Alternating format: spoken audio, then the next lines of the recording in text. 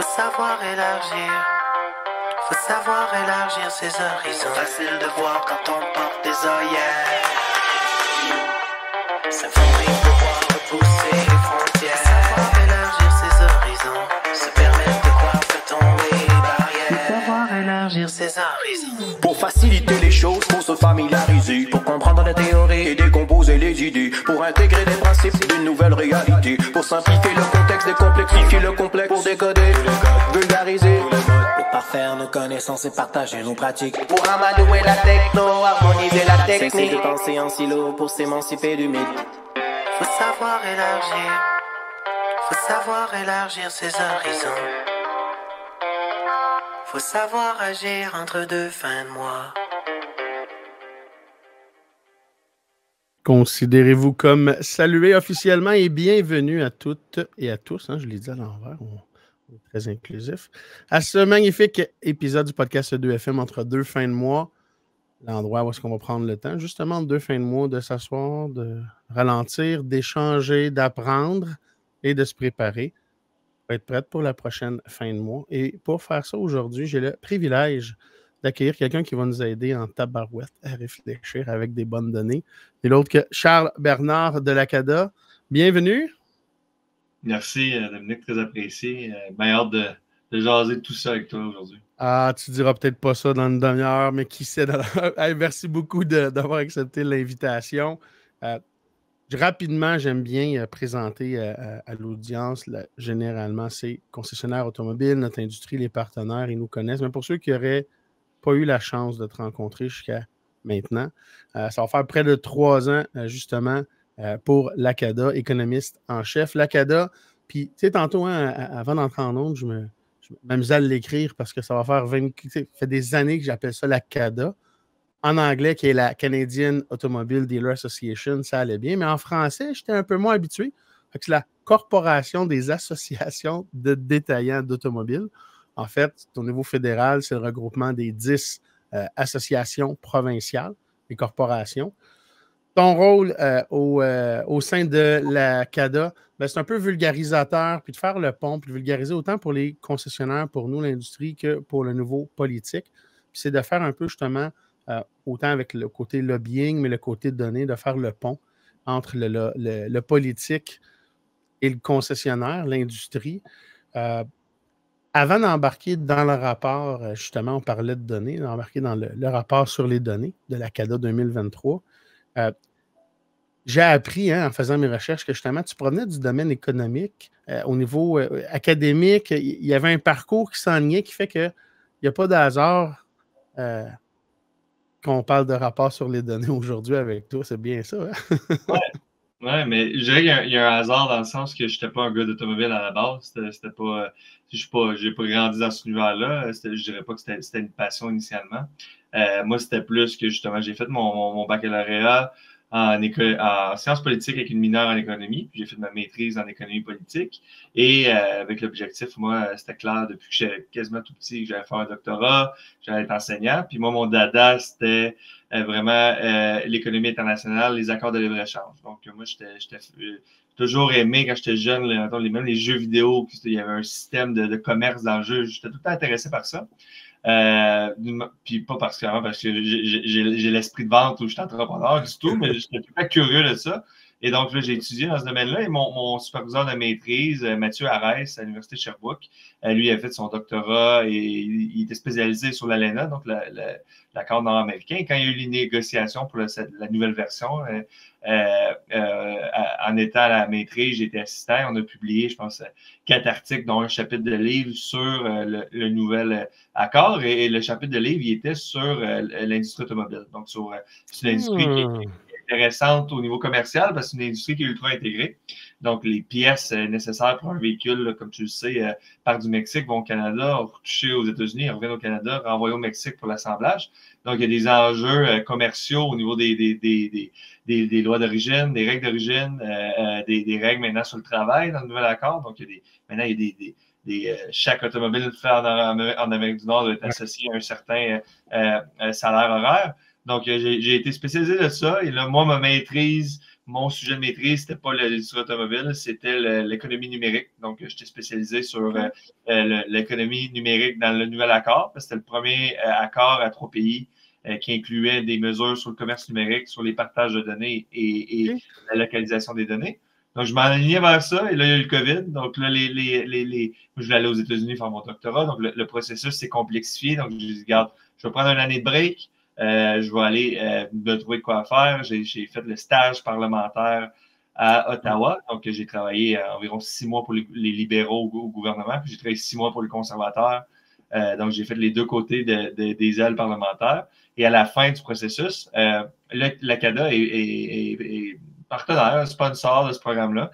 Et il y avait quelqu'un de l'équipe de l'ACADA qui m'a vu faire un discours dans les 2 langues. Donc, je cochais déjà la case bilingue qu'on essaye le plus possible à l'ACADA de cocher. Et ils m'ont approché. Comme tout étudiant, même si j'avais le goût de faire un doctorat, je n'avais pas $1. Donc, j'avais besoin de travailler.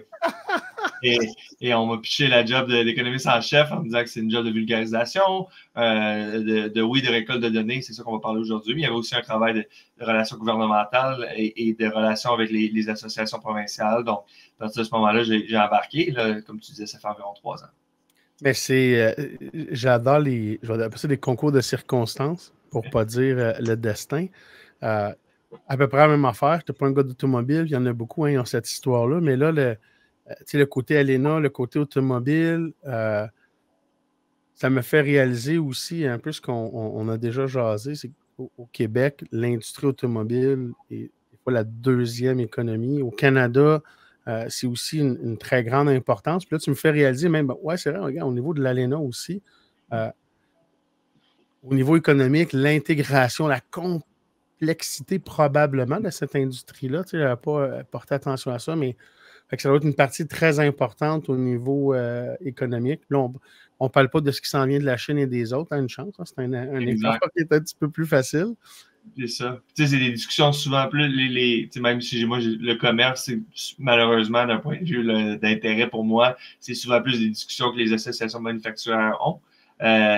Parce que c'est vraiment eux là, à la première ligne, là, les questions sur la Chine, comme tu dis, ou les questions juste de négociation d'ALENA, mais le concessionnaire a un rôle important à jouer parce que peu importe c'est quoi le véhicule qui rentre, le concessionnaire, c'est lui qui va être en charge de le vendre. Donc, souvent, justement, la voix des détaillants, que ce soit l'automobile ou d'autres biens, là, sont oubliés. Donc, c'est intéressant, là, cette position-là, un peu au milieu, là, une position un peu plus neutre. Donc, c'est une vision unique. Là. Donc, ouais, non, j'ai vraiment choyé d'avoir partie de mes bouquins et d'être les 2 pieds dedans. Puis le côté numérique aussi, là, dans les intérêts, puis un peu les respects de la loi, tout ça, j'embarquerai pas là-dedans aujourd'hui. Moi, je casse les oreilles avec la loi 25 tout le temps, puis le respect des renseignements personnels à tout le monde. Mais je voulais avant qu'on plonge dans le rapport sur les données de l'ACADA 2023, je voulais te poser la question si peut-être tu as des infos ou des informations, qu'est-ce qui est public au niveau de fédéral, parce que je parle souvent avec les concessionnaires du Québec. Oui, le projet de loi 25 qui est venu moderniser la LPRPSP, c'est du Québec. Il y a la loi qui doit être modernisée au niveau fédéral et je crois aussi que, parce qu'il y a PIPA et PIPEDA, donc il y a Canada et il y a la Colombie-Britannique puis Alberta aussi, c'est 27 au fédéral. Ce que je dis aux concessionnaires, c'est ça devrait se faire dans les prochaines années rapprochées, j'ose espérer, mais y a-tu de l'information? As-tu un peu peut-être de update, de mise à jour sur ce projet-là? Puis je te mets la table peut-être aussi de dire, parce qu'il y a quelque chose d'intelligence artificielle qui est venu un peu chambarder le processus peut-être. Oui, exact. Je pense que du point de vue du processus, là, comme je disais tantôt, là, hors onde, on est rendu environ on vient de terminer la 2e lecture, ou du moins on est en fin de processus de la 2e lecture. Pour les gens qui sont moins familiers que ce processus-là. Donc, la première lecture, c'est vraiment là, les grandes lignes du projet de loi. Après, le projet de loi retourne en chambre et s'il est accepté, là, il s'en va en 2e lecture. Et 2e lecture, c'est là vraiment qu'on a les élus qui s'assoient, qui observent là, ligne par ligne l'implication de ce projet-là et où on invite des experts à parler ou à déposer des mémoires. Et là, on est autour de, je pense, 120 mémoires déposées. Donc, ça montre que c'est un sujet d'intérêt, que c'est un sujet d'importance. Puis comme tu disais, puis ça, c'est un enjeu là, sur tout plein de programmes et lois fédérales et provinciales. C'est que des fois, il y a un détachement entre ce qui est fait dans les provinces et au niveau fédéral. Mais donc, c'est un projet clairement qui va avoir un terme. Ce ne sera pas une loi qui va être abandonnée.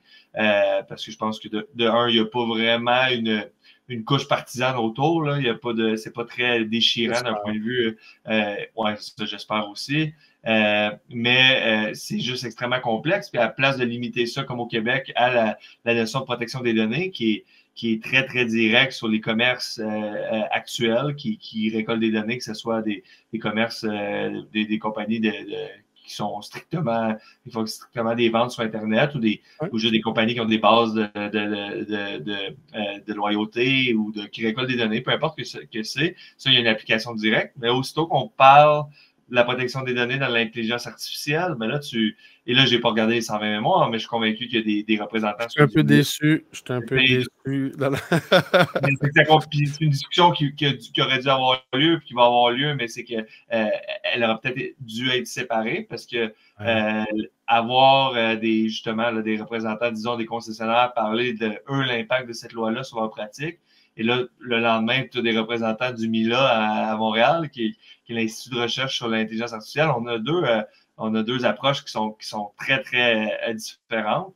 Pas qui sont illégitimes, au contraire, mais qui sont très différentes. Donc quand tu parles d'intelligence artificielle, c'était pas défini quel type d'intelligence artificielle. Donc là, on doit parler d'intelligence artificielle générative, les modèles de langage. C'est bien trop complexe. Hein? Ça change quasiment à tous les jours.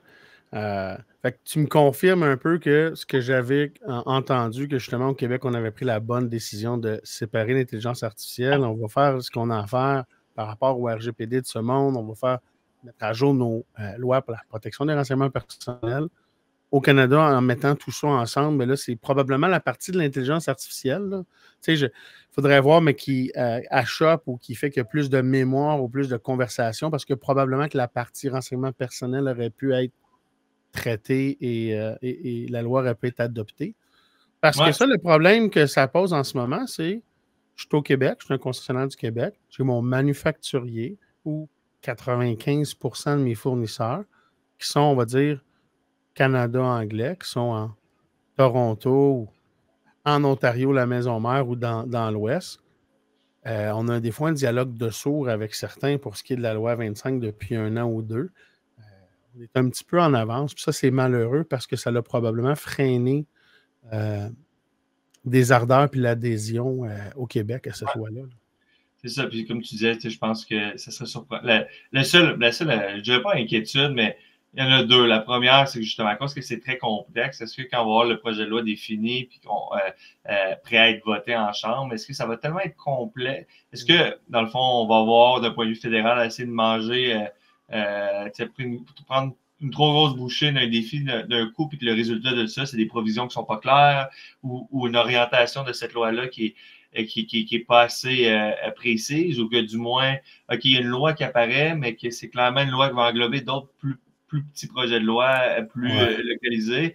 Donc, ça va rajouter un niveau de complexité qui n'est pas nécessairement plaisant pour tant les consommateurs, les leaders d'entreprise que pour les gens qui s'intéressent à ça. Puis l'autre, c'est aussi, puis tu es plus un expert que moi, mais tu l'as dit, le régime au Québec il est avant-gardiste, il est aligné avec les juridictions d'être les plus avant-gardistes là-dessus. Mais si d'une raison ou d'une autre, le fédéral l'a un peu moins, est-ce que là, on crée une dynamique où que les entreprises internationales, là, je ne parle pas des concessionnaires, évidemment, mais que les entreprises internationales qui là, doivent s'adapter à deux modèles, puis les possibilités économiques au Québec ne sont pas assez importantes, qui se disent, regarde, puis là, je ne sais pas, encore là, je ne suis pas un expert, puis il y a des avocats spécialistes là-dessus, mais est-ce qu'il y a un risque d'un point de vue simplement commercial, le Québec comme marché, si le reste du Canada, ou du moins les provinces qui se limitent seulement au modèle fédéral, que ce soit un modèle plus libéral, un peu plus aligné avec ce qui est fait aux États-Unis, et que là, le Québec est ultra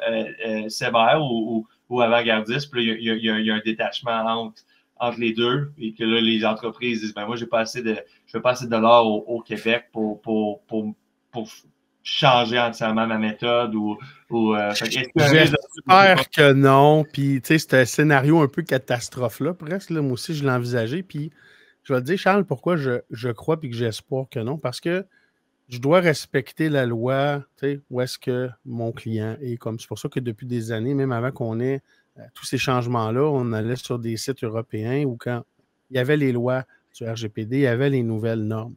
Mm. Les manufacturiers, tu sais, si on prend juste les constructeurs automobiles, on va le voir dans le rapport, il y a un certain pourcentage de concessionnaires au Québec. Donc, je dois respecter la loi, un peu comme la langue française. Puis c'est un peu ça, tu sais, ça me faisait penser à la langue française que tu disais, des contraintes X, Y, Z de la raison, mais qui ferait que ça serait possible.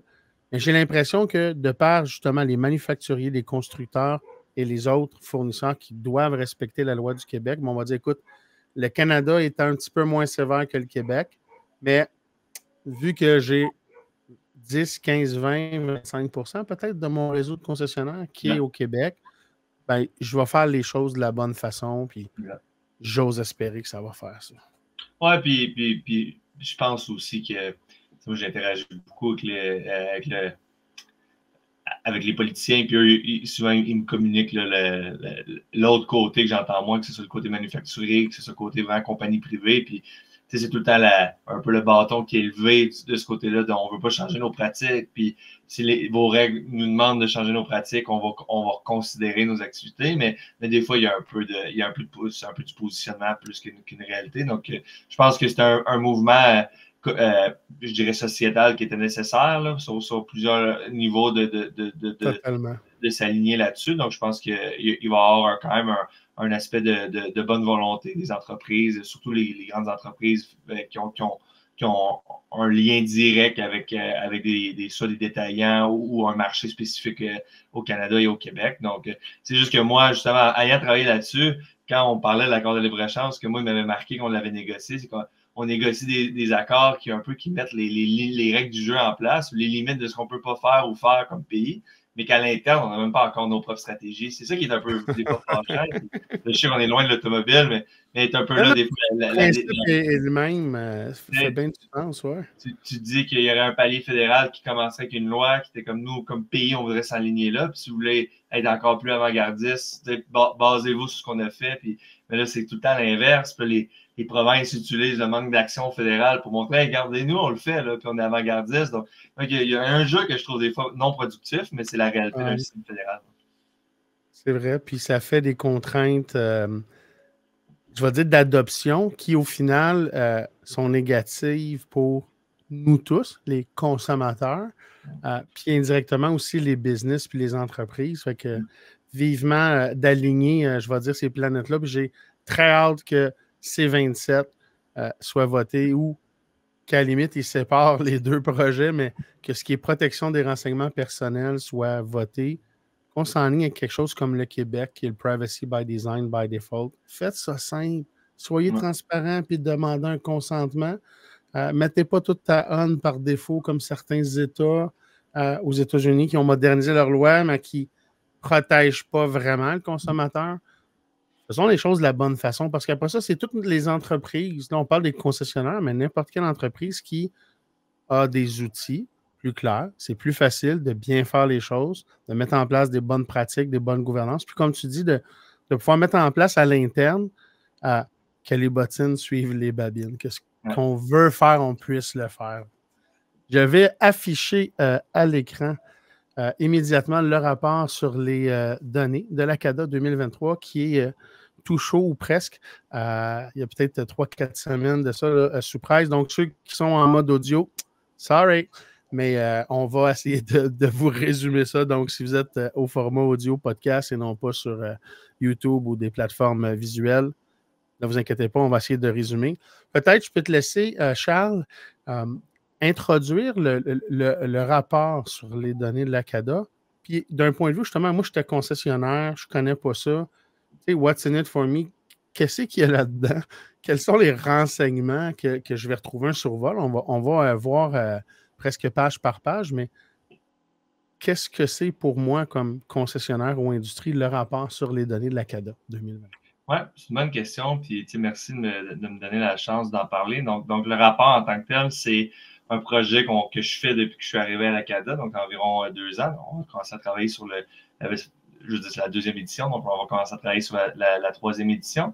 C'est un rapport qui est venu, que la genèse, elle vient là, de Tim Reuss, là, le leadership de la CADA, qui sentait que, comparativement aux États-Unis, par exemple, si tu étais un membre de l'industrie, que ce soit un concessionnaire ou un manufacturier, un journaliste qui est intéressé par le milieu automobile ou un politicien qui avait un intérêt, soit parce qu'il y avait des rattachements là, de leur communauté à cette industrie-là ou par peu intérêt, que si tu voulais avoir de l'information sur cette industrie-là canadienne et par province, fallait faire un peu une chasse au trésor de plusieurs ressources écartées, séparées sur le web, certaines gratuites, certaines non.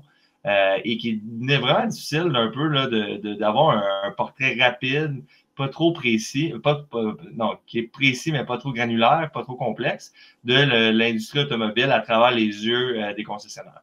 Donc, le but, c'était d'utiliser nos relations à la CADA pour créer un document en pleine croissance, c'est-à-dire qu'à chaque année, on rajoute des données, on en modifie, on en adapte, pour donner aux concessionnaires l'opportunité de faire plusieurs choses. La première, c'est de se comparer, si c'est l'objectif, parce qu'il y a des données de comparaison, c'est-à-dire qu'il y a des benchmarks, il y a des moyennes, il y a des médianes, donc on est capable comme concessionnaire, si on sait nos propres données à l'interne, que ce soit nos ventes, que ce soit nos salaires attribués, on est capable de se dire, ben, dans l'industrie, je me situe où? De l'autre côté, il y a aussi dans la vie quotidienne des concessionnaires, il y a une inhabilité des fois de s'informer sur l'ensemble de l'industrie juste parce qu'on est occupé ou on n'a pas nécessairement la ressource pour le faire, mais on connaît tous le guide de l'auto, ça c'est plus sur les modèles, mais si on a juste goût d'apprendre un peu plus sur comment que mon industrie, l'industrie des concessionnaires automobiles progresse, c'est quoi les défis, c'est quoi les tendances, est-ce qu'il y a un endroit où je peux juste lire entre 2 meetings au dentiste qui m'informe de ces informations-là, qui me donne ces informations-là, pardon, mais aussi qui me donne des données, des chiffres, pas juste des articles qu'on peut lire, qui sont vraiment intéressants, mais qui des fois pas nécessairement ancrés dans des données quantitatives. Donc, ça, c'était le but. Puis ça, c'était le but pour les concessionnaires. Et le troisième, c'est pour les concessionnaires, mais c'est un peu plus détaché d'eux parce qu'ils ne s'en rendent pas compte. Mais pour nous, pour représenter un peu leurs intérêts, leurs défis, leurs tendances, leur impact économique sur les communautés au Québec, au Canada, ben moi, avoir un outil quand je rencontre le bureau du premier ministre au Québec, au fédéral, principalement au fédéral, ou en comparaison avec les gens de votre corporation au Québec, avoir ces données-là, c'est ça l'histoire qu'il faut raconter. Parce que par journée, les élus, ils font face à des dizaines de rencontres où on leur dit que leur industrie elle produit beaucoup pour l'économie canadienne, qu'on génère beaucoup d'emplois, mais il y a beaucoup de ces groupes-là qui n'ont pas nécessairement les données pour le prouver. Donc, avoir ça, de montrer que, hey, regarde, au Canada, on parle d'environ 170 000 emplois dans le milieu automobile. Ben, il y a très peu de secteurs, je pense, autres que financiers, qui peuvent dire de quoi de similaire. Donc, nous, c'était d'avoir un outil qui est tangible, qui est comparable d'une année à une autre, puis qu'on peut l'utiliser pour quand les concessionnaires sont frustrés par rapport à une loi spécifique, ben, je peux leur montrer non seulement le poids économique, mais c'est plus que ça. Souvent, les frustrations viennent les concessionnaires. Rarement, ils m'appellent parce que pour jaser, s'il y a une frustration, elle est souvent reliée à une dynamique économique qui est tangible, qui est réelle. Et le rapport, des fois, est capable de le montrer, que ça soit, là, on va regarder tantôt, mais les taux d'intérêt, ça a eu un impact sur les consommateurs, mais sur la capacité à ces concessionnaires-là de faire des investissements dans leurs concessions pour faciliter la transition vers l'électrique. Ben, ça, il y a bien des élus qui n'avaient peut-être pas compris le lien entre le coût d'emprunt et cette transition-là électrique. Donc ça a l'air simple, et ça l'est essentiellement. Mais c'était un outil qu'on n'avait pas, et donc c'est un outil qu'on utilise à plusieurs sauces, et je pense que c'est un carrefour de connaissances, mais c'est aussi un outil de discussion, mais c'est un outil pour convaincre les gens de certains arguments qu'on croit qui sont légitimes. Ben, je pense que c'est bien résumé. C'est justement d'avoir réussi, puis chapeau pour ça, mais d'avoir réussi à faire l'agrégation de l'information qui est pertinente et légitime, puis justement, ça se bonifie. Comme concessionnaire, ça me permet, puis on va le voir avec certaines slides, de benchmark ou de me comparer, mais ça nous permet aussi, comme industrie, de réaliser l'impact qu'on a, de se positionner. Il y a le niveau politique. Donc, de prendre le temps de dire hey, ouais, regarde, c'est important, voici les retombées et tout ça. C'était quelque chose qui était plus que nécessaire, puis très bonne nouvelle de l'avoir fait. Beau leadership, puis c'est le fun comme défi.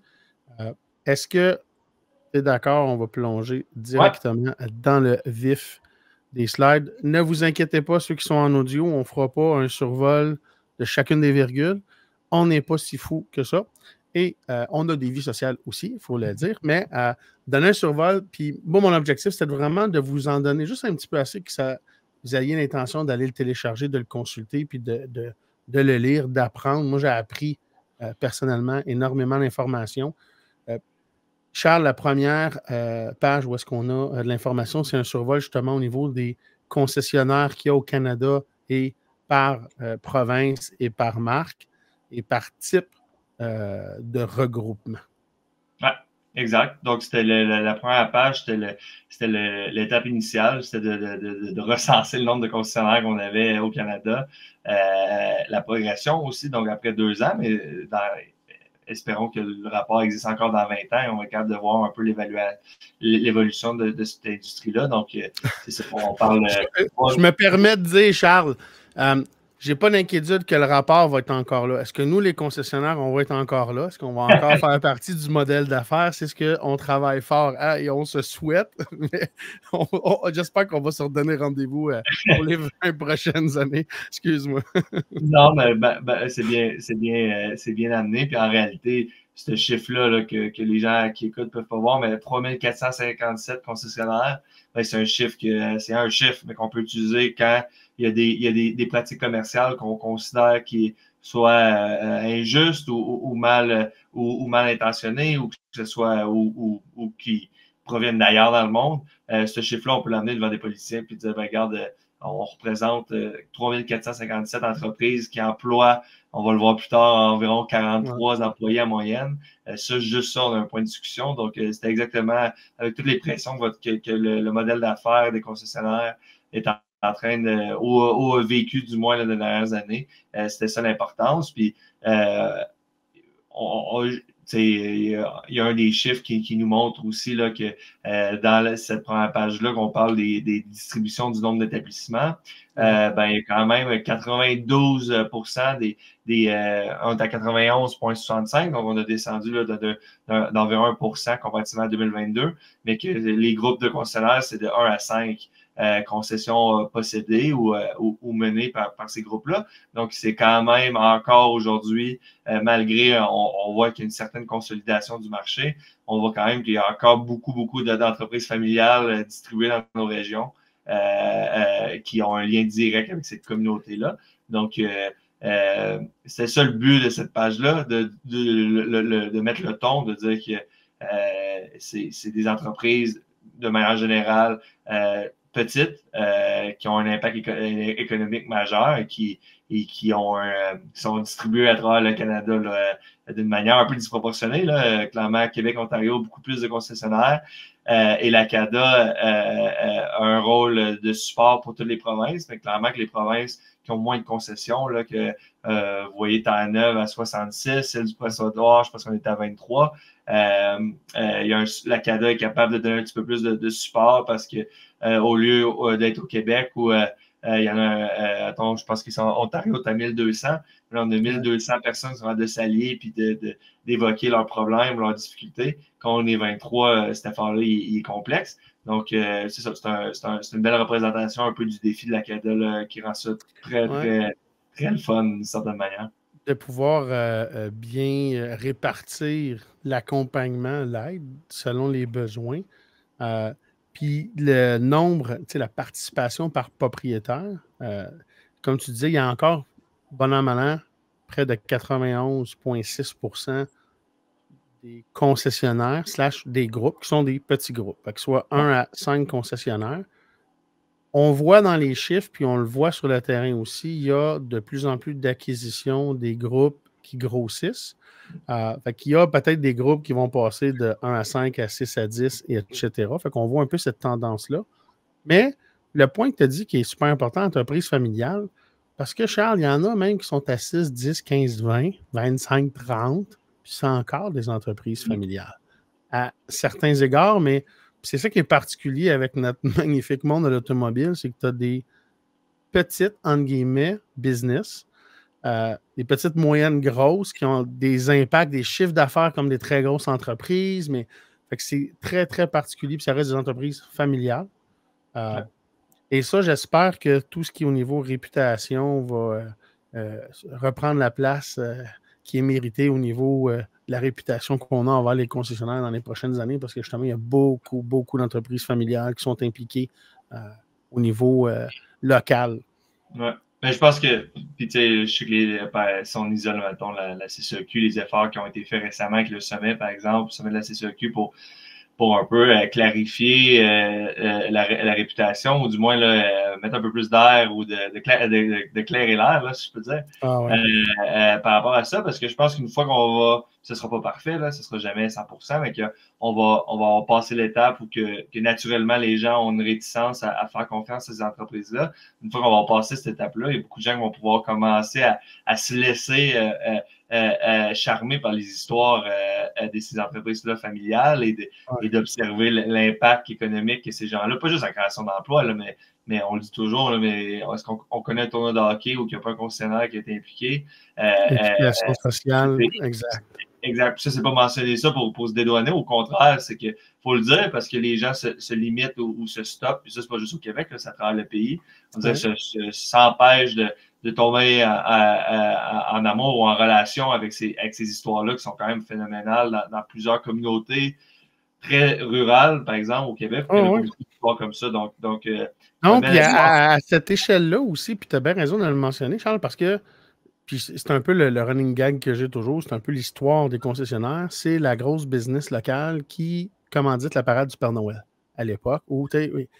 Ça a toujours été justement une petite, moyenne, grosse business familiale, mais qui est impliquée, puis que c'est celle qui donne le plus, soccer, hockey, communautaire, etc., versus d'autres entreprises familiales dans d'autres verticaux. C'est vrai qu'il y a cette implication-là aussi qui, des fois, passe sous le radar au-delà des chiffres, des dollars et des employés. Là. Exact. On parle justement de cet impact économique-là que les concessionnaires de véhicules neufs ont. Là, si vous êtes en audio, rassurez-vous, vous êtes même privilégiés parce que là, on a un beau gros tableau avec bien des chiffres. Mais un beau survol de ces données-là nous permet de voir l'impact que cette industrie-là a. Ouais, puis tu sais, comme tu l'as dit, ça ne tente pas d'endormir les gens, surtout pas s'ils conduisent. Mais c'est d'identifier. Puis ça a été. C'est la beauté du rapport économique des données de la CADA, parce que je veux le dire aussi avant que je l'oublie, si vous écoutez ou vous observez la vidéo, puis vous avez un intérêt pour ça, puis vous avez une variable qu'on ne traite pas ou que vous avez en tête que pourrait avoir un impact significatif sur le rapport et ajouter un peu là, de valeur, faites-moi en part parce que à chaque année, on modifie, on ajoute des trucs. Il y a des trucs que les données qu'on a sont peut-être plus âgées, donc on va les updater, on va les mettre à jour, pardon. Mais donc, tout ça pour dire que si vous avez des idées de variables qu'on pourrait peut-être observer, moi, je vais faire l'effort d'aller voir est-ce que ces données-là sont accessibles, est-ce qu'il y a un moyen de les intégrer? Et si c'est le cas, on va trouver un moyen de l'intégrer au rapport. Parce que là, les données économiques, c'était pas initialement là. C'était pas dans le rapport de 2022, mais depuis 2022, la CADA a fait une étude d'impact économique en collaboration avec MNP. Puis ce rapport-là a été fait au fédéral. Puis on a aussi créé un rapport pour chaque province. Donc, si vous allez sur le site de la CADA, il y a un rapport détaillé de 20 pages qui n'est pas le rapport des données de la CADA, mais qui est le rapport d'impact économique. Vous pouvez trouver le fédéral et par province. Et le but, c'était de donner, de la même manière que j'ai expliqué pour le rapport des données de la CADA, de donner cet outil-là aux provinces individuelles tant au Québec qu'à l'Alberta. Et ces données-là, on les a intégrées naturellement au rapport des données de la CADA. Et ça montre, là, comme je l'ai dit, là, approximativement là, les 170 000 emplois, les retombées fiscales par province, le PIB ajouté. C'est des données que vous avez déjà tous entendues, mais là, on l'a devant nous. Donc, c'est un chiffre que vous pouvez garder dans votre poche arrière. Et après, vous pouvez aller même sur Google, comparer cette étude d'impact économique-là avec d'autres industries, parce qu'il y a beaucoup d'industries, surtout celles qui ont les ressources pour le faire, qui font des études similaires, puis là, vous pouvez comparer. Donc, c'est un bel outil un peu, pas de se réconforter, parce que je ne pense pas que les concessionnaires ont besoin de se réconforter, non. mais de compréhension de l'envergure de l'industrie et du potentiel. Et donc, on trouvait ça intéressant de le mettre. Et c'est un produit qu'on ne va pas refaire à chaque année parce que pas besoin de le mentionner, que c'est quand même un projet de longue haleine, une étude d'impact économique, mais qu'on va essayer de faire périodiquement dans le futur, qui va nous permettre là, de mettre à jour. Donc, je vous encourage, ces chiffres-là sont provinciaux, mais si vous êtes intéressé par la méthode, par plus aller chercher plus d'informations sur comment ils ont calculé les revenus fiscaux, par exemple, c'est sur le site de la CADA, mais les provinces aussi ont intégré le rapport et l'ont mis sur leur site, donc ça se retrouve partout. C'est un peu plus sec, je dirais, aride comme lecture que le rapport des données. Nous, on a mis des beaux graphiques, on a mis des dessins. L'étude d'impact économique, c'est une étude d'impact économique, mais si c'est votre intérêt, allez le voir. Si vous avez des questions, faites-moi en part. Excellent point. Puis là, tu as dit beaucoup de choses, mais dans le début de l'intervention, puis je vais le répéter, je vois le rapport des données de la CADA. Dans ma tête, c'est la CADA, c'est le rapport. J'ai rien que je peux ajouter ou c'est vraiment pas le cas parce que, justement, on n'est pas à la 20e édition. Donc, n'importe quel concessionnaire ou collaborateur qui a « Hey, voici un type de données ou d'informations qui serait pertinent », ça vaut la peine de faire la demande. Et de l'autre côté aussi, ceux qui ont ces données-là. Donc, de façon toujours légale et avec les consentements, on s'entend, mais c'est justement la méthode que vous avez, c'est à travers différents partenariats de faire l'agrégation de toutes ces informations-là. Donc, s'il y a des partenaires qui ont de l'information et qui peuvent venir bonifier, puis là, c'est un peu ça aussi l'échange, c'est que là, je vais avoir quelques renseignements, par exemple, si je suis un de tes collaborateurs qui vont faire partie du rapport, mais après ça, on peut aller plus en détail selon les secteurs et les domaines. Donc, avis à tous et à toutes ceux et celles qui veulent demander plus de données ou qui veulent offrir plus de données. On a le cook de la donnée, le cuisinier, qui va nous concocter une belle recette pour la prochaine édition, toujours avec du graphique et de la couleur. On va mettre des gifs dans la prochaine. Non. Exact. La prochaine slide d'information, c'est les tendances financières dans les concessions. Un survol très, très high level, mais qui a quand même des informations intéressantes. Exact. C'est une ventilation là, et encore là, la méthode de calcul, ça vous intrigue. Là, c'est parce que je sais qu'il y a des gens qui disent moi, mes pièces, je l'inclus dans mon service après-vente, peu importe de comment que vous faites vos états financiers à la fin de l'année. Donc, si vous avez des questions encore là, contactez-moi. Dans le fond, c'est une ventilation qui compare là, les ventes en véhicules neufs, véhicules d'occasion, les services d'après-vente, la carrosserie et les pièces. Et vous pouvez aussi voir là, les ventes totales moyennes des concessionnaires en 2022. Prenez note que c'est au Canada, évidemment. Et la différence entre 2022. Donc, cette année, on a une augmentation d'environ 12%. Donc, est-ce que c'est le résultat de certaines hausses de prix ou peu importe? C'est une autre question, évidemment. Non, on pourrait s'amuser à faire beaucoup de corrélations avec les prochaines slides, les prochaines informations, parce que ce que tu dis là, c'est un peu probablement une partie de la réponse, parce que là, on a un écart par rapport à 2022. Il y a une croissance des ventes totales, moyennes par concessionnaire. On est à 65 millions et quelques poussières. Cette augmentation-là, est-ce qu'elle serait due ou en partie impactée par l'augmentation autant des véhicules neufs que d'occasion des prix? Bien, on va peut-être essayer d'y répondre ou de se poser la question. Au niveau des ventes de véhicules neufs, avant d'aller dans les véhicules d'occasion, là, on a, au niveau des données, les ventes par province avec l'écart 2022-2023. au niveau des immatriculations, mais aussi beaucoup d'informations pour les véhicules électriques. Oui, ça c'est exact, Dominique. Ça, c'est une page quand même intéressante et importante pour moi. D'un point de vue juste de relation, c'est beaucoup de données viennent de Statistique Canada. Et Statistique Canada, on a fait beaucoup de pression pour qu'ils améliorent un peu là, leur collecte d'informations sur les VZE, sur les tendances. Puis ça n'a pas juste été il y avait une volonté de le faire. Et même si ce n'est pas une relation là, où je parle avec les gens de Statistique Canada continuellement, ils ont fait beaucoup d'efforts, des nouveaux produits qui sont sortis cette année. Donc je trouvais ça bien d'être capable d'intégrer un peu plus de données là-dessus. Comme par exemple, pour ceux qui peuvent encore une fois pas voir la page, mais au bas de la page, on regarde les 3 leaders provinciaux en termes de vente de VZE. Mais est-ce que dans le futur, à travers au fur et à mesure qu'on voit une augmentation des ventes dans les autres provinces, pas juste les 3 grands, on dit les 3 grands Ontario, c'est qu'il y a un gros volume, mais en termes de pourcentage du marché au sein même de la province, c'est vraiment juste le Québec et la Colombie-Britannique qui ont fait des grandes avancées. Mais est-ce que dans le futur, on va avoir un portrait là, de toutes les provinces? C'est quelque chose que je considère. C'est très intéressant parce qu'au Canada, en 2023, on était environ là, à 10 11 je dirais même, des immatriculations totales qui étaient des VZE. Donc, c'est une progression entre 2021 et 2023. Là, on parle d'une augmentation de 5 donc, c'est quand même un progrès important d'une certaine manière. Mais si on regarde, par exemple, au Québec, des immatriculations qui ont été faites au Québec, la part de marché dans l'électrique, on est à 20 versus 10,8, qui est, si je lis bien la moyenne, donc on a près du double. Puis tu as la Colombie-Britannique aussi, qui, pour ceux qui ne peuvent pas lire, qui ont à peu près des statistiques similaires, sont à 23,3 des parts du marché.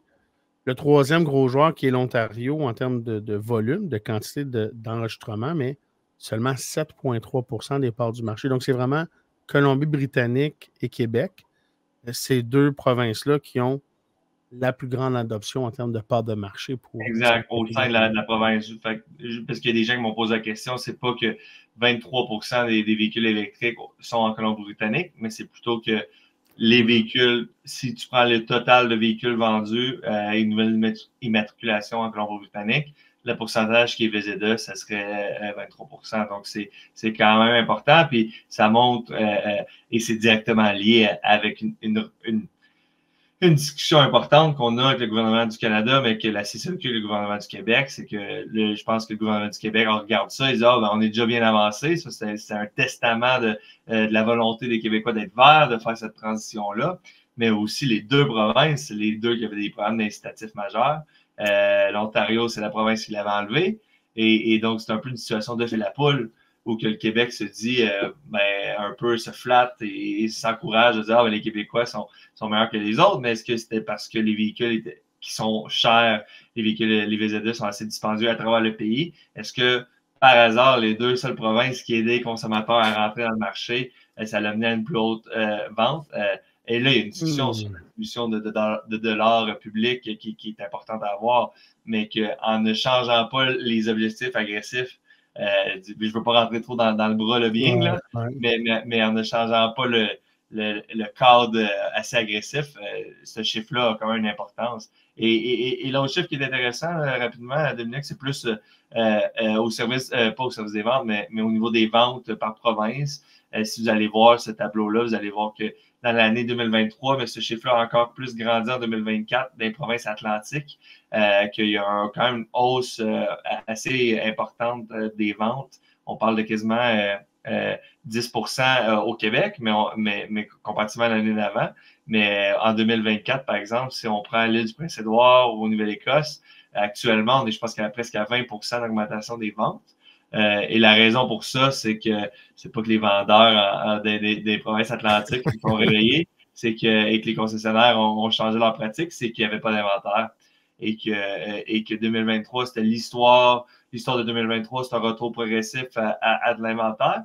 Et là, 2024, c'est l'histoire actuelle, selon moi. C'est qu'en Ontario, au Québec et Colombie-Britannique, l'inventaire est arrivé et pour certains concessionnaires, commence à s'accumuler. Là, les excédents découlent et coulent vers les provinces atlantiques, les provinces qu'on appelle de bas inventaires, de volume bas.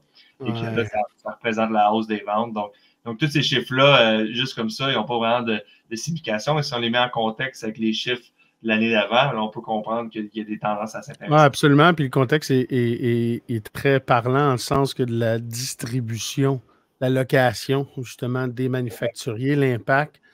Des fois aussi des types de véhicules qu'on a eu justement plus luxueux ou plus d'équipements avec la pénurie de composantes et de microprocesseurs. Bien, il y a peut-être des provinces aussi qui étaient plus acheteurs de ce type de véhicules-là. Fait que le contexte, en effet, en dit beaucoup, parle énormément. On parlait des augmentations de prix indirectement aussi dans les véhicules, autant neufs que d'occasion. Ça aussi, c'est une tendance. Puis je te parlais là, avant d'entrer en onde, j'avais l'impression que les chiffres que j'avais vus, c'était il y a quelques années, pas trop loin. Un véhicule neuf, c'était alentour de 35 à 40 000 $. Puis là, on était rendu quasiment à 50, 60, 65 dans certains endroits. Le type de véhicule qui a été produit, les allocations, l'électrique hybride aussi, le type d'offre de motorisation. Ça l'a eu, puis là, on le voit quand on regarde au niveau des informations que vous avez eues de J.D. Powers, au niveau des montants d'emprunt et taux d'intérêt, puis ces corrélations-là, on voit une partie de l'augmentation des prix dans ces données-là. Oui, exact. Puis, tu as une bonne dégaine d'analyse économique. Je suis à la bonne école. Moi, je t'écoute, Charles. Je t'écoute. On va avoir un podcast là-dessus, mais c'est exactement ça. Ça a été bien expliqué. Je pense que pour contextualiser un peu, je pense qu'il y a deux éléments. Je pense que pourquoi? Parce que je sais quand on a regardé les chiffres, tu aurais pensé peut-être que le montant d'emprunt, du moins des dernières années, a été plus haut. Je pense qu'il y a deux moyens de le comprendre. Le premier, c'est que, comme je viens de dire, ça reste au Québec, par exemple. Si on prend juste le Québec, c'est maximum 20% des ventes qui étaient des véhicules électriques. Et c'est souvent les véhicules électriques qu'on associe à des prix plus élevés, que ce soit par un peu l'accumulation des investissements qui ont été faits par ces compagnies-là. Donc, il y a clairement un peu un rapatriement là, des profits pour payer pour ces grands investissements-là. Du côté manufacturier, il y a aussi juste, d'un point de vue objectif, le coût de ces véhicules-là qui sont des nouvelles technologies, des ordinateurs sur 4 roues, comme on aime dire. Incroyable. Donc, il y a un coût de base qui est plus haut. Donc, c'est sûr que si la portion de marché de ces véhicules-là très dispendieux était plus haute, peut-être que le montant d'emprunt reflèterait cette dynamique-là. Puis aussi, il faut comprendre qu'une des raisons pour que le prix était haut, c'est qu'il n'y avait juste pas d'offre. Il y avait pas de demande, il y avait beaucoup de demandes, mais l'offre n'était pas présente. Donc, le prix, il y a eu une inflation du prix naturel. Puis l'autre élément que je dirais, puis que ça, c'est moi qui stipule, je ne pense pas que je serais capable de le prouver, mais si on regarde 2021 et 2023, puis on regardait à cause de la période de pandémie, chez les gens qui étaient prêts à acheter un véhicule qui est en mesure de se l'acheter, le taux d'épargne était très haut comparativement à d'autres avant la pandémie. Donc, est-ce que les gens avaient un peu plus d'argent de côté, peut-être que ça l'a joué là-dessus. Et dans un environnement où les véhicules d'occasion étaient très, très, très dispendieux aussi, il y a peut-être des gens qui se sont dit, je t'aime mieux de l'acheter là, j'ai un peu d'argent de côté, puis je vais être capable de le revendre assez rapidement à un prix assez haut. Donc, il y avait peut-être un aspect de stratégie aussi qui a fait que des gens qui ont peut-être été capables de mettre un peu plus d'argent directement sur leur véhicule. Encore là, c'est de la stipulation, mais je sais que juste d'un point de vue économique, macroéconomique, en sortant de la pandémie, le taux d'épargne était plus haut. Donc, je ne serais pas surpris que ça ait un impact un peu à standardiser, ou pas du moins à limiter, mais à tempérer la quantité d'argent d'épargne.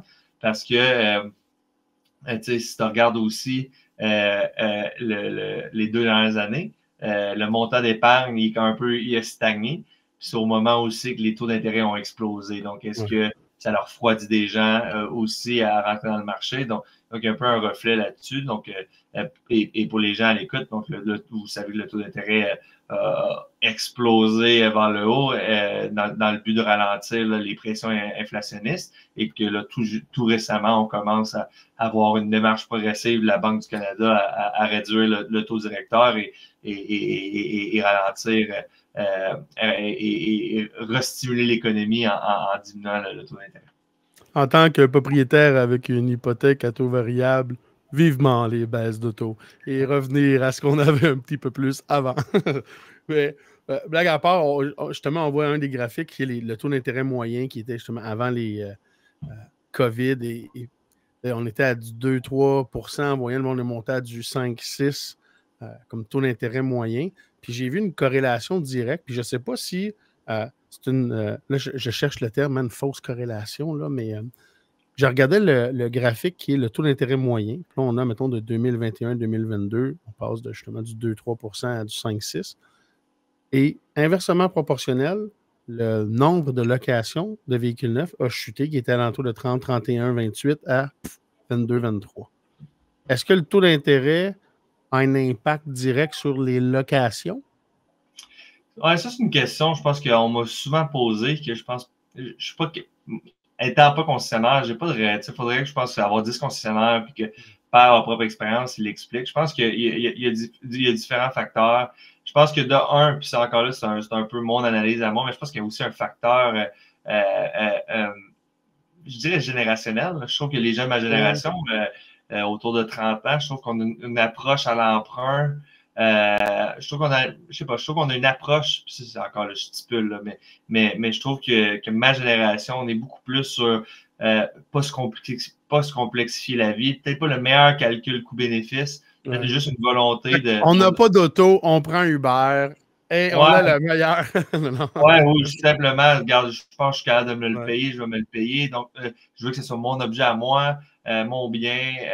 Il y a peut-être, tu sais, il y a tout le temps des discussions sur la location. Est-ce que les gens sont plus éduqués qu'avant et qui font plus de recherche et qui ont réalisé que l'achat d'un véhicule? C'est juste dur de. Il y a aussi dans la location, puis pour l'avoir vécu, entre autres, dans des marques japonaises comme Toyota qui ont une bonne valeur de revente, il y a des fois que louer le véhicule et le racheter revenait moins cher que de l'acheter parce qu'il y avait au niveau des taux de location qui étaient subventionnés, puis la valeur résiduelle qui était un peu justement agressive pour, entre guillemets, acheter des parts de marché. Fait qu'on avait des valeurs résiduelles qui étaient très élevées, ce qui me faisait une mensualité très basse, où j'avais un équilibre entre les deux, mais j'avais un taux d'intérêt qui était plus bas qu'à l'achat. Donc, souvent, c'était une façon pour certains manufacturiers, et pas l'ensemble, mais probablement d'essayer de diriger à avoir un peu plus de location, ce qui est une bonne chose parce que tu reprends les véhicules, ça tourne, les occasions, etc. Fait que là, je me disais, peut-être qu'il y a quelque chose que j'aimerais investiguer là au niveau du taux d'intérêt, mais en effet, on ne fera pas cette analyse-là, mais on se prendra un petit café en parallèle. On regardera ça, mais je vais être curieux de voir avec les manufacturiers aussi, peut-être les dealers, qu'est-ce qui s'est passé avec les locations parce que ça a droppé directement proportionnel avec la hausse du taux. Je suis très intrigué. C'est sûr qu'il y a une explication, je pense, plus concrète que ça. Tu sais, je pense aussi le fait que je pense que la hausse des taux d'intérêt, elle a comme aussi, parce qu'on le regarde comme deux variables qui affectent une et l'autre, mais je pense que moi, comment je vois plus ça avec les données que j'ai, les informations que j'ai, c'est aussi que quand les taux ont explosé de la manière qu'ils l'ont fait, ça change l'univers décisionnel des gens. Et qu'au moment où que les taux d'intérêt augmentaient, il n'y avait pas vraiment à ce moment-là le sentiment que ça allait arrêter d'augmenter. Et que aussi les véhicules, les prix ne semblent pas arrêter d'augmenter. Donc, est-ce qu'il y a eu aussi ce sentiment-là de garder sur une liste d'attente et l'auto finalement est libre, est cher, mais il n'y a rien qui me garantit que le prix ne va pas doubler évidemment, mais d'augmenter de 6 la prochaine année. Et il n'y a rien qui me garantit que l'année d'après que je reviens, le taux va être haut. Est-ce qu'il y a eu un peu un aspect de point de vue décisionnel de se dire, regarde, je vais couper mes pertes là. Puis, un peu sécurisé. C'est ça, mais peut-être dans la mécanique de la chose, peut-être que si c'est ça ton idée, peut-être que la location aurait fait vraiment plus de sens. Mais encore là, je pense que les gens veulent leur véhicule, veulent le posséder et ils voyaient les véhicules d'occasion au prix qui était. Peut-être que cet aspect-là, regarde, je vais l'acheter, je vais l'avoir au taux que j'ai actuellement avant que ça augmente. Pour payer, je le revendrai. Donc, je pense qu'il y avait un aspect plus aussi que la cage des gens a été un peu brassée par cette hausse-là qui ne semblait pas vouloir arrêter. Donc, je pense qu'il y a des décisions peut-être brusques et qui reflètent dans ces tendances-là économiques. Puis logique, puis un peu comme tu l'as dit aussi avec les valeurs de véhicules d'occasion, qui est la prochaine slide, qui est justement les données de Black Book, c'est je regarde la valeur moyenne, au gros, d'un véhicule d'occasion. En 2018, on était à 16 000 quelques, puis ça a monté à 20 quelques, 27 28 000. On a eu une augmentation aussi significative dans les véhicules d'occasion. C'était proportionnel avec justement l'offre et la demande. Ça peut jouer des tours à certains propriétaires, là, parce que là, si j'ai une quantité d'inventaire ou un mix, énormément de mouvements dans les véhicules d'occasion. C'est une gestion qui est beaucoup plus complexe parce que là, c'est mon argent qui est sur le floor plan un peu plus directement, hein, comme concessionnaire. Si j'ai un inventaire de véhicules d'occasion versus mes véhicules neufs, comme tu l'as dit un peu souvent, Charles, on avait, sont vendus d'avance, ils arrivent. Pas eu trop à les supporter, mais les véhicules d'occasion, énormément de mouvements dans les dernières années. C'est fou. Là. Exact. Puis tu sais, aussi, ce chiffre-là, tu sais, ils l'ont aussi pour les véhicules neufs. C'est exactement, le prix est un peu plus haut, mais c'est essentiellement la même courbe. Là. Ça l'a mis un peu le consommateur dans une situation difficile où il n'y avait pas vraiment d'options logiques. Là, le prix là, tu le vois dans le graphique, mais le prix du véhicule d'occasion s'est stabilisé, est descendu, et que les prix des véhicules, de manière générale, dépendant du segment qu'on regarde, là, ouais, les prix se sont stabilisés. Donc, je pense que c'est assez positif d'un point de vue du consommateur. Puis, je pense que du point de vue du concessionnaire, ça donne aussi un peu plus de perspective vers où le marché s'en va.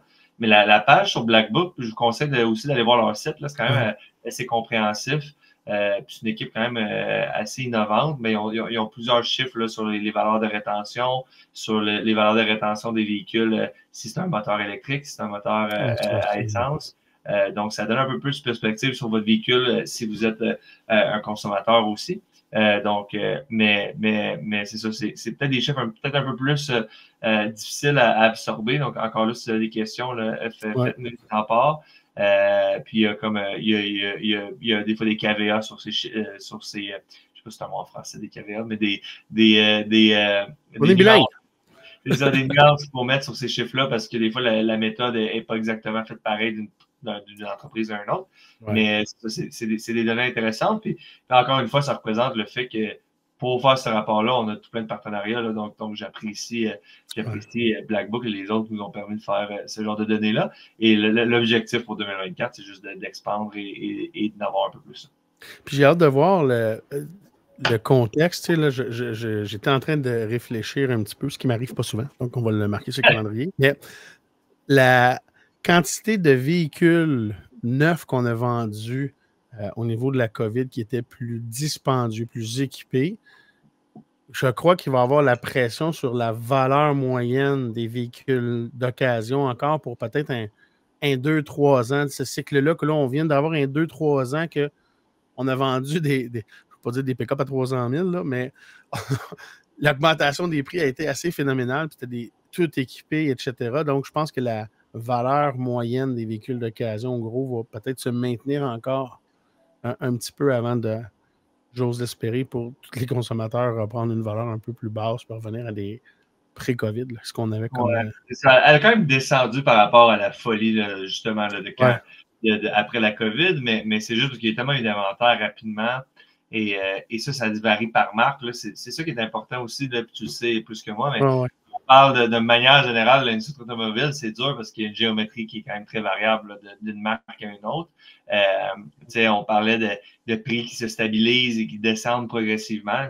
Ils ne reviendront pas au niveau de prix 2021 dans le neuf, mais il y a une stabilisation. Mais je serais curieux que si j'isolerais les véhicules hybrides, par exemple. Totalement, là. Ou qu'il n'y a pas d'inventaire encore, mais je ne suis pas sûr que le prix, je ne sais pas si le prix a augmenté dans les 6 derniers mois, mais je serais prêt à parier qu'il n'est sûrement pas descendu de beaucoup. Donc, c'est ça qui est intéressant. Ça donne des portraits généraux, ces données-là, mais après, si vous avez une expertise, une connaissance ou une concession, vous pouvez comparer avec vos marques puis voir un peu les trames narratives un peu différentes. Oui, puis à travers les différentes marques, justement, si j'ai un concessionnaire américain avec un inventaire de pick-up, généralement, ou j'ai un coréen ou japonais, puis que j'ai des petits véhicules, bien, ça aussi, là, les variations ont des impacts très différentes, des réalités qui sont... on a une moyenne, on a des données, mais après ça, justement, il y a des extrêmes, des fois, d'un côté comme de l'autre, qui créent cette belle moyenne. Les ventes de véhicules d'occasion, justement, on en parlait, il y a un impact au niveau du nombre de véhicules d'occasion par rapport aux véhicules neufs, le ratio. Puis on parlait des dollars d'inventaire, mais là, on a ces infos-là sur la slide. Là.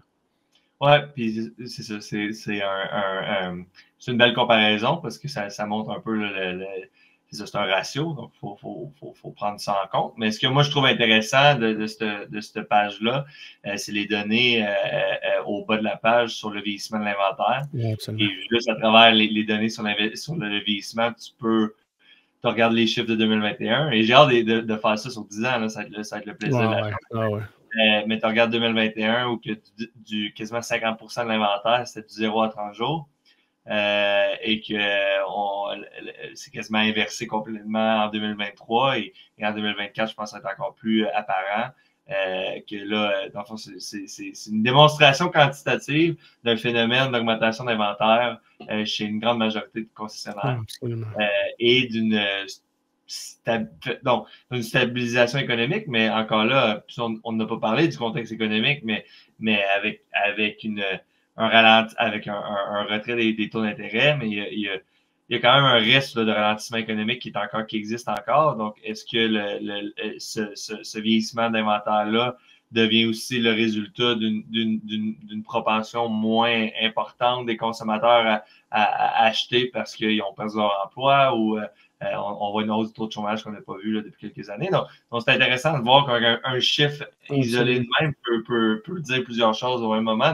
Donc c'est assez intéressant de le voir. Puis je pense pas que les concessionnaires en tant que tels peuvent voir ce chiffre-là. Mais je pense qu'ils peuvent se reconnaître dans ces chiffres-là. Dire, regarde, j'ai vu ce processus-là, puis il y a des défis qui viennent avec. Oui, puis je vois les grandes tendances au niveau macro. Ça me permet de me positionner si je suis dans cette tendance-là ou pas.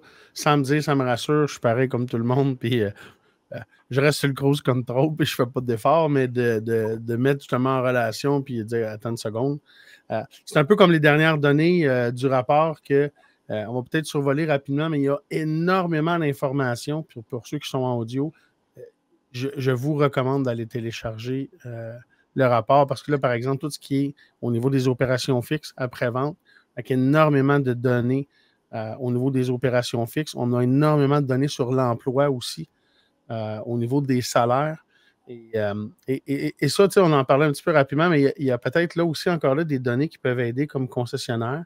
Ça reste des moyennes, mais là, on a une belle braquette de moyenne nationale, la médiane nationale, on a le quartile inférieur supérieur. Puis, là, vous avez une belle brochette, une belle ventilation de quelles sont les rémunérations annuelles par poste dans votre organisation. Et là, si je regarde ça et je fais « Oh là là! » et que je n'ai pas de rétention de personnel, on va parler de corrélation.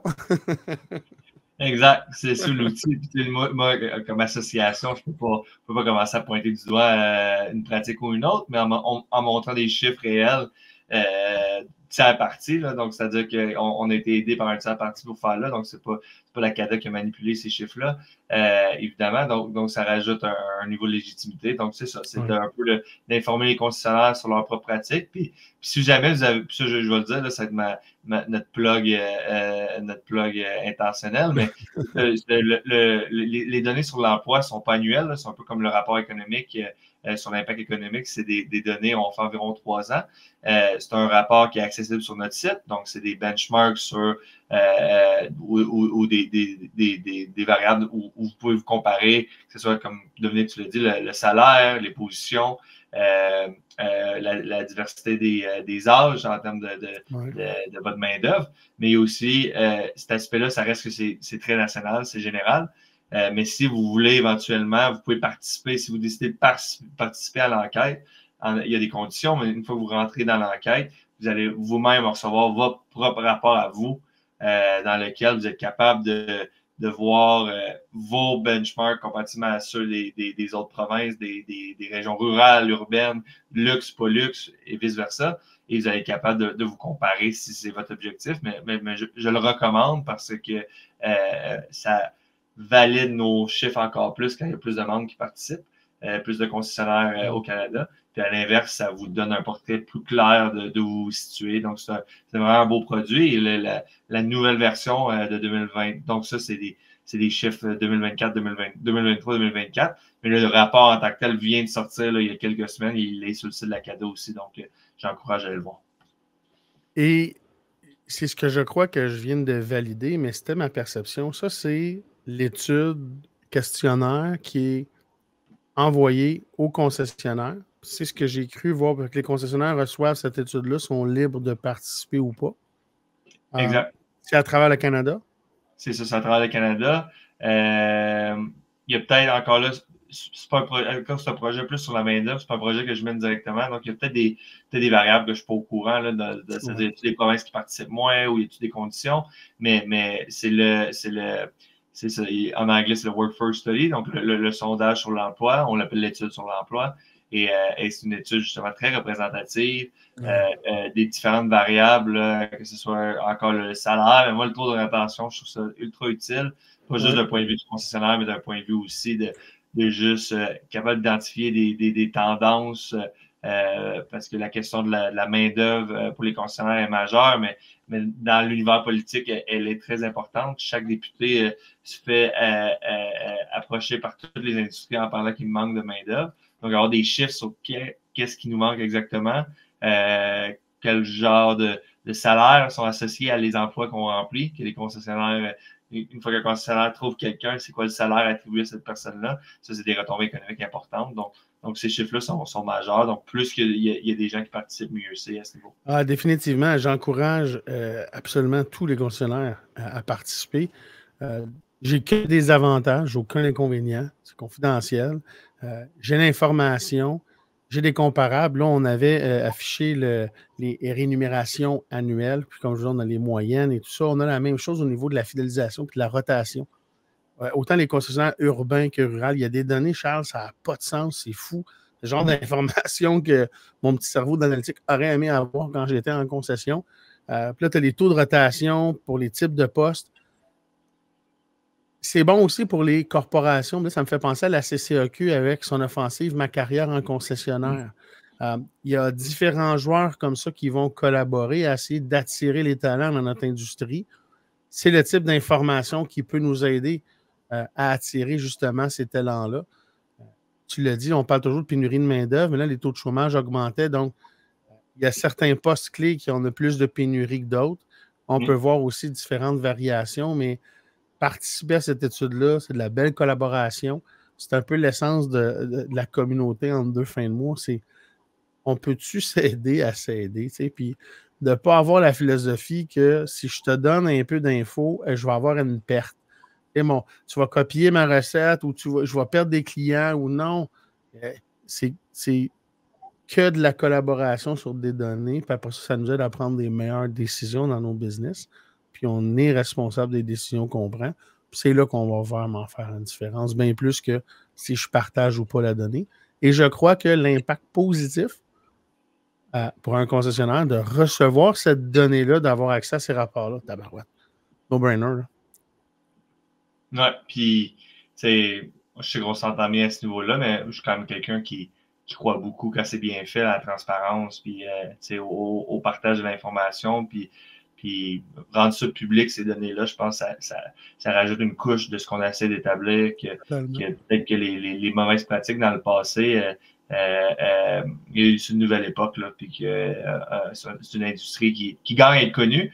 Le meilleur moyen de la connaître, c'est si les membres et les têtes importantes de cette industrie-là font un effort de vulgariser les données, les défis, les positifs. Donc c'est autant c'est d'aller chialer aux politiciens quand il y a quoi qui ne va pas correct, mais être capable de montrer qu'il y a des gens qui sont bien payés dans ces entreprises-là, puis que si vous êtes à la recherche d'un emploi, il y a un positif. Donc, ça revient à ce qu'on disait, là, qu'il y a une couche un peu de méconnaissance de ces entreprises-là, que même moi, avant d'entrer dans le milieu, j'avais. Donc c'est quantitatif, ces rapports-là, c'est des données, mais plus tu es transparent, puis plus tu contextualises des réalités, mieux tu peux la comprendre. Puis je pense que c'est l'objectif. Ah ouais. Puis ces données-là comptent toujours les histoires, puis il y a des belles histoires. Tu l'as dit, la majorité des entreprises familiales Moi, je le vis, là, on est avec les partenaires Loi 25, tout ça, on se promène. Là, j'ai peut-être le privilège d'avoir les early adopters, mais 100% des concessionnaires que je rencontre, ils ont à cœur leurs employés, ils ont à cœur leurs clients. C'est des business familiales qui veulent juste avoir du plaisir avec la marque, à vendre les chars, à servir les clients. Ils ont 72 000 problématiques, lois, modifications, contraintes et autres. Ils ont beaucoup d'obligations sans avoir les mains sur le volant pour un paquet d'affaires. Je pense que ce soit la CADA ou les corpos régionales, le plus qu'il y a de collaboration, qu'il y a de partage, qu'il y a d'échanges, puis on le voit dans les rencontres aussi, quand il y a de la belle collaboration, c'est l'industrie qui est gagnante au final. Puis si l'industrie automobile est gagnante, c'est les consommateurs qui le sont. Parce que ça a des grands impacts, on l'a vu. Impact aussi au niveau de mes enfants, comment ils vont acheter des véhicules dans les 10-15 prochaines années. Pour moi, ça a une grande importance. Puis le côté humain, puis le contact et point de service, je veux qu'il demeure parce que pour moi, il est essentiel. De plus en plus de verticaux, on a de la difficulté à avoir des contacts humains, de parler avec des gens. Puis, tu sais, le wrap-up, on vient de parler de données, de chiffres, mais c'est un people business. Puis c'est probablement des surprises que tu as eues quand tu découvres. Puis moi, c'est la même affaire, il y a 25 ans. Je suis tombé par accident dans cette industrie-là parce que je n'étais pas un gars de char pantoute non plus. Mais je suis resté dans cette industrie-là, puis je vais le rester toujours parce que c'est un people business. C'est une industrie d'humains, de personnes. J'appelle ça le beau chaos organisé, mais c'est l'authenticité, c'est de plus en plus la transparence. On a un beau privilège d'avoir autant nos corpos régionales que, comme vous, à la CADA aussi, pour venir, envelopper le tout. Puis collaborer aussi avec d'autres organisations pour la représentation au niveau des gouvernements, parce qu'on a eu beaucoup de lois et il y en a d'autres. On va avoir des lois qui vont nous impacter énormément, autant au niveau concessionnaire que consommateur. Donc, l'importance de se faire entendre, il va être de plus en plus grande, je pense. Ton rôle, il va juste grandir, là. Dommage. Déjà, c'est pas sa planche, mais je pense que c'est un beau moyen de clore un peu ça. Puis, moi, j'ai un rôle unique où, comme je ne suis pas concessionnaire, donc j'apprends chaque jour sur la pratique. Puis, en même temps, il y a la dynamique politique, puis les jeux qui sont faits en coulisses, puis tu sais, souvent, il y a beaucoup de règles qui sont poussées trop loin, mais qui viennent de critiques légitimes, tu sais. Donc, moi, je prends un plaisir quand même à essayer de vulgariser aux concessionnaires quand je peux, avec l'expertise que j'ai, qui n'est pas la leur, puis que j'ai pas la leur non plus, mais que de me faire le pont, puis des fois, les critiques gouvernementales et les mouvements gouvernementaux, les décisions sont plus légitimes que d'autres. Et donc, ça, c'est difficile parce que là, il faut gérer un peu plus la frustration du concessionnaire, mais des fois, le mouvement, encore là, la décision gouvernementale n'est pas légitime. Puis là, c'est très encourageant de décider de je m'en vais à la guerre pour quelque chose qui est injuste. Donc, c'est un bel équilibre. Puis, je pense qu'on peut juste rajouter des données autour de ça pour rendre ça transparent et rendre ça réel. Parce que je pense qu'il y a trop de groupes qui ont de quoi revendiquer. Puis c'est correct de revendiquer des choses, mais qui créent des narratifs et des histoires ancrées dans des ambitions, des choses qu'ils veulent atteindre, mais jamais rattachées à une vraie réalité quantitative, économique. Donc, moi, j'ai une certaine fierté à faire partie d'un programme, mais d'un projet qui permet de légitimiser les commentaires qu'on fait au gouvernement. Et à l'inverse, quand il y a des questions que le gouvernement nous pose, ben, avec l'expertise des concessionnaires, je suis capable de leur offrir un produit qui est complet. Donc merci Dominique de m'avoir donné la chance de parler là-dessus. Puis si jamais les gens qui écoutent veulent une discussion plus sur la politique puis les élections, je sais que c'est moins ta branche, mais c'est quelque chose qu'on pourrait toujours faire. On pourrait peut-être faire une... Je le fais hors d'onde, ces sujets-là. Le Canadien, la politique, les toilettes mixtes. Il y a des sujets, moi, maintenant, que je ne parle plus en onde. Mais Merci à toi. Ceux et celles qui veulent te rejoindre, LinkedIn ou sinon par courriel. Il y a le site de la CADA, cada.ca aussi. Sinon par courriel, LinkedIn. Des questions, des propositions, allez-y. Ce que j'allais dire, c'est que c'est génial pour moi que tu puisses avoir un pont, que le travail que tu fais entre justement le côté politique et les concessionnaires pour qu'il y ait une meilleure communication entre les deux. Fait que c'est un rôle-là de vulgarisateur. Moi, j'essaie de le faire à d'autres égards. Mais c'est un rôle qui est extrêmement important. Il faut qu'on soit le plus de vulgarisateur possible parce qu'on essaie de transmettre la bonne information. Ça fait juste de la belle harmonie après ça. Charles, ça a été un privilège de te recevoir. Je vais aller relire le rapport parce que mon cerveau d'analytique aime beaucoup ça. Je te dis merci. On va se revoir très bientôt. Je te laisse peut-être un petit mot de la fin ou. Honnêtement, t'as bien couvert ça. Donc, merci. Puis heureux là, de tous les gens qui écoutent. Là, si je vous rencontre à un endroit ou venez me parler de ces sujets-là, ça va me faire plaisir. Allez-y. Parce que tu le vois, Charles arriver, il a de l'air sérieux, la CADA, t'oses pas l'approcher. Moi, j'ai été intimidé au début, puis là, j'ai osé, puis maudite belle personne humaine. Blague à part, ça a été un énorme privilège. Merci à toutes et à toutes. On va se revoir très bientôt pour un autre épisode du podcast 2FM entre deux fins de mois, parce que justement, on prend le temps comme ça d'échanger, de se préparer, que du positif, et de se regarrocher pour la fin de mois. On s'en va dans cette fin de mois-là, justement. À très bientôt. Considérez-vous comme salut. Salut. Faut savoir agir entre deux fins de mois.